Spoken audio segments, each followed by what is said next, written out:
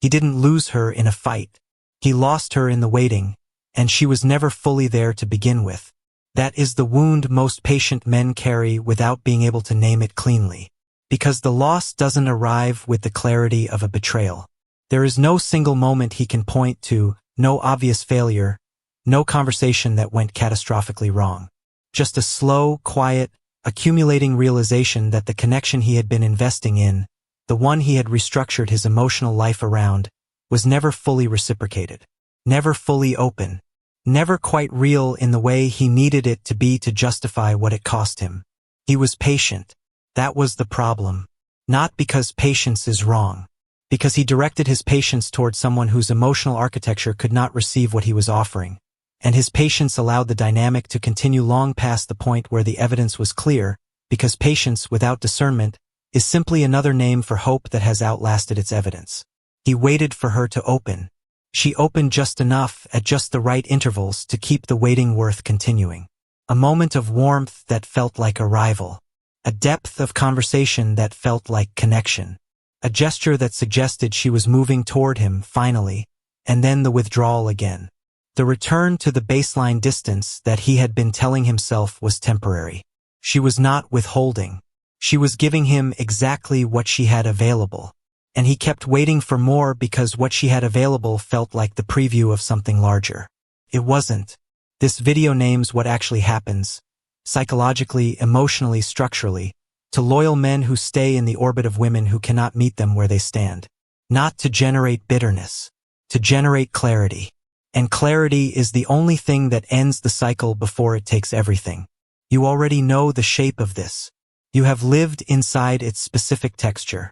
There was something real in the beginning, something that justified the investment, a quality of depth in her, the sense that she was complex, layered, not easy to access but worth accessing, that her guardedness was the evidence of something worth protecting, and that his patience was the right tool for the situation.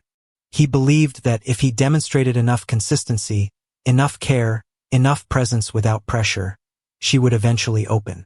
She opened partially. Enough. Not enough. The warmth arrived in doses calibrated, without apparent conscious intent, to prevent his departure without ever fully inviting his arrival. A weekend of real closeness followed by a week of managed distance. A conversation of genuine depth followed by 3 days of surface responses. Enough forward movement to prevent the obvious conclusion, not enough forward movement to produce the thing he was actually waiting for. And he adjusted, made himself smaller. Needed less, asked for less, recalibrated his expectations downward in proportion to her capacity, and then recalibrated again when her capacity contracted further. He became, without noticing the transition, a man who had given up so much of what he originally required that he no longer recognized the version of himself waiting in the relationship. A man sits in a car outside her apartment after a difficult weekend, a weekend where he felt close to her, and then watched the distance return with the same reliability it always returned. He is not in pain the way you are in pain when something bad happens. He is in the particular exhaustion of a man who has been trying very hard for a very long time and cannot locate the threshold where trying becomes enough. He doesn't know yet that there is no threshold, that the distance is not the problem to be solved. The distance is the relationship, the brutal contrast. The patience he brought to this dynamic would have built something real with someone capable of receiving it. Here, it simply extended the duration of a situation that was never going to arrive at what he was waiting for. What operates beneath the surface of emotionally unavailable dynamics, the specific mechanism that keeps loyal men suspended, is next. The mechanism is called intermittent emotional reinforcement, and it is the most powerful binding agent in human psychology. More durable than consistent warmth, more compelling than any clear love, more difficult to exit than almost any other relational condition. The principle is simple. Unpredictable rewards, warmth that arrives without a reliable pattern, generate stronger behavioral conditioning than predictable ones. A man who receives consistent warmth eventually adapts to it. His nervous system calibrates. He stops responding with intensity because the warmth is guaranteed. But a man who receives warmth unpredictably, sometimes in doses, often after a period of distance, does not adapt. His nervous system stays activated. It stays oriented toward the source. It stays working for the next occurrence. This is not a strategy the emotionally unavailable woman is executing deliberately. It is the natural byproduct of her emotional architecture. She gives what she has when she has it. She withdraws when she can't sustain the openness. The result, the alternation of warmth and distance, is not designed to hold him. It holds him anyway. His hope is the mechanism, not her manipulation. Contrast this with a dynamic where emotional availability is consistent. He knows where he stands. He can plan around the relationship. He can invest with confidence. The absence of uncertainty means the nervous system is not continuously scanning for the next signal. He is comfortable, and comfort, paradoxically, requires more conscious choice to maintain investment. In the unavailable dynamic, there is no comfortable. There is only the constant low-frequency alertness of a man whose emotional system has been trained to wait for the next moment of warmth. He is not choosing to stay from a clear-headed position. He is staying because his nervous system has been conditioned to orient toward her. Picture him checking his phone 6 hours after sending a message he was uncertain about. Not because he is anxious by nature, because the relationship has trained him to be uncertain by design. Not deliberate design, but its structural output. She is not giving him intermittent warmth to keep him. She is giving him intermittent warmth because that is all she has. The effect is the same. What this conditioning looks like across the months and years of a man's actual experience, and how deeply it reaches before he notices what has been built, is the section that names what he has never been able to fully describe. It doesn't look like a crisis. It looks like Tuesday. He wakes up and his first thought is whether she responded to the message he sent last night. She hasn't. He tells himself this is fine. She's busy. She has her own life. He shouldn't read into it. He makes coffee. Checks his phone again. Still nothing. He goes about his morning carrying the particular low-grade distraction of a man whose primary emotional reference point has gone quiet. She responds at noon. Something brief. He feels the relief before he consciously processes the message. A physical easing in his chest, a relaxation of something that had been slightly tensed since last night. He is grateful for a brief reply. He has calibrated his emotional baseline to a level where brief relief is meaningful. He doesn't notice this is what has happened. It shows up in the way he plans. He keeps his calendar slightly open, not deliberately, out of a habit of availability that formed so gradually he can't locate when it began.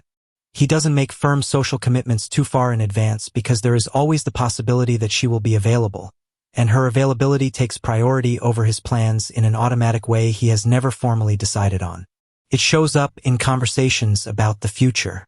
He has stopped initiating them. The first few produced a quality of evasion in her that was not hostile but was total. A careful warmth that declined to engage with anything specific. He learned the shape of that evasion and stopped pressing against it. He tells himself he is respecting her pace. The reframe that reorganizes everything. He is not respecting her pace. He is adapting to her ceiling. And her ceiling is not rising. It shows up most visibly in how he talks about her to people outside the relationship. He finds himself explaining, defending, contextualizing her unavailability in ways that are generous and that he has repeated enough times that they have started to feel like his own conclusions rather than protective interpretations. A man defending a dynamic that is consuming him to his closest friend, without noticing that the energy of the defense is itself evidence of how much he has invested in something that has never fully invested in return. What that asymmetry means at the deepest level of the psychology is the most important section of this video. Here is the truth that requires the most honesty to receive, because it asks the patient man to look at himself as clearly as he has been looking at her. He stayed not only because of her. He stayed because something in her unavailability matched something in him that had never been named. Something that found, in the uncertainty of her warmth, a familiar register. Something that associated love with distance, with the project of being enough, with the particular aliveness that comes from working for something that doesn't arrive easily. This is not a flaw. It is a pattern, often shaped by early experiences with parents with first significant relationships that established what love feels like emotionally. What register is familiar. What the nervous system recognizes as home. And for many patient, loyal men, what registers as deep and real is not the easy love. It is the love that costs something. The love with a gap he is perpetually working to close. The emotionally unavailable woman, not through cruelty, but through her nature, provides that gap continuously. And some part of him, the part that learned early that love means effort, that closeness is earned and not simply offered, finds this arrangement legible. Painful but legible. He is not just in love with her. He is in love with the version of himself that becomes necessary in the pursuit of her. That line will divide opinion, but it holds under examination. The patient man who stays in an unavailable dynamic is not simply devoted. He is, in part, enacting a story about what love requires, and her unavailability makes him the protagonist of that story in a way her full openness never would. This is not an accusation. It is a map, because a man who can see the map can also choose to change his location. Picture him alone, genuinely alone for the first time in months, in the silence after a particularly difficult week with her. He is not thinking about whether she will open. He is thinking about who he was before the waiting began. He is not sure he can find that person easily. He has given so much of himself to the project of her that the version of himself that existed before the project is not immediately accessible. He didn't just lose time. He lost himself gradually, in the way that all devotion to an unavailable object eventually consumes the devotee. The horror of that recognition is real. So is the possibility on the other side of it. The shift begins with a single, clear-eyed assessment that most patient men resist because it requires accepting that what they have been doing is not noble. It is not love in its highest form. It has been hope, wearing love's clothing, staying past its welcome because leaving required accepting a loss the man was not ready to grieve. Accepting the loss is the shift, not the loss of her, the loss of the possibility of her, the version he has been patiently waiting to arrive. That version is not coming. It was never the version that was actually available. He has been in a relationship with his own projection of what she could be, sustained by the intermittent warmth that made the projection feel occasionally credible. Letting the projection go is not cynicism. It is honesty. And from honesty, from the clear-eyed recognition that the relationship has a ceiling he has been refusing to acknowledge, something becomes possible that was not possible while the hope was still running. He can stop being someone who waits and start being someone who chooses, and choosing from a clear position is the most dignified thing a man in this situation can do. Contrast the man who continues to wait, who is still, at 40, deferring to the unavailability of a series of women who matched the same emotional profile, with the man who named the pattern and redirected his capacity for loyalty towards someone capable of receiving it. The second man is not less feeling. He is not colder. He has redirected his patience, which is a genuine and rare quality, toward a context that can actually use it, toward a relationship with a woman whose emotional architecture is open enough that his presence produces connection rather than circling an orbit that never quite reaches the planet. If this is landing in a place that goes beyond general, if you can feel the specific shape of your own patience in what's being described, stay with that. Because what follows is the part that costs the most to hear. The warning is this: the capacity for patience is not evenly distributed. Some men have more of it than the average. More capacity to sustain investment without return, more tolerance for uncertainty, more willingness to absorb distance and reframe it as depth. These men are not weak. They are, in many respects, exceptional. Their ability to stay, to endure, to love through difficulty is a genuine quality. It is also a vulnerability that emotionally unavailable women will occupy, not through predation, but through the simple structural reality that the patient man's capacity exceeds what they are able to reciprocate. He gives at a rate that she cannot match. He waits longer than she deserves. He makes excuses for behavior that, assessed clearly, required no excuse, only recognition. Patience without discernment is not a virtue. It is a slowly depleting resource being spent in a place that will never return the investment. Picture a man at 52. He has been in 3 significant relationships in his adult life. Each one involved a woman with a quality he found compelling: depth, complexity, a guardedness that felt like the evidence of something worth protecting. Each one required more patience than the one before. Each one ended with some version of the same recognition. She was never fully open. He had loved the possibility of her more than the reality of her had ever warranted. He is not broken by this. He is exhausted, and the exhaustion has started to erode the very capacity for depth that made him who he is.